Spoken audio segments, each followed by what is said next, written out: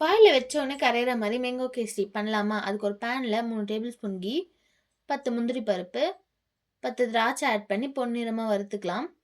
இது நல்லா வறுபட்டதும் வேற ஒரு பிளேட்ல மாத்திட்டு, அதே பேன்ல 1 கப் ரவை ஆட் பண்ணிக்கோங்க. இதையும் நல்லா பொன்னிறமா வறுத்துக்கோங்க. பொன்னிறமா வறுந்ததும், இதையும் ஒரு பிளேட்ல மாத்திட்டு, 1 கப் ரவைக்கு 2 கப் தண்ணி ஆட் பண்ணி, 1 ஸ்பூன் கீ, 1 பிஞ்ச் சால்ட், 3 ஏலக்காவ இடிச்சு வச்சிருக்கேன். அதையும் ஆட் பண்ணிக்கலாம். நல்லா கொதி வந்ததும், நம்ம வறுத்து வச்சிருக்க ரவைய ஆட் பண்ணி கட்டிகள் இல்லாம கலந்துக்கலாம். ஒரு மேங்கோவ தோல் சீவி பியூரே பண்ணி வச்சிருக்கேன். அதையும் ஆட் பண்ணிக்கலாம். 1 கப் ரவைக்கு 1 கப் அளவு சர்க்கரை எடுத்திருக்கேன். அதையும் இது கூட ஆட் பண்ணிக்கலாம். சர்க்கரை நல்லா உருகுனதும், நம்ம வறுத்து வச்சிருக்க முந்திரி பருப்பு, திராட்சை இது கூட ஆட் பண்ணிக்கலாம். லாஸ்ட்டா ஒரு டேபிள் ஸ்பூன் கீ ஆட் பண்ணி கலந்து விட்டீங்கன்னா, கேசரி ரெடி. செம்ம டேஸ்ட்டா இருக்கும். நீங்களும் ட்ரை பண்ணி பாருங்க.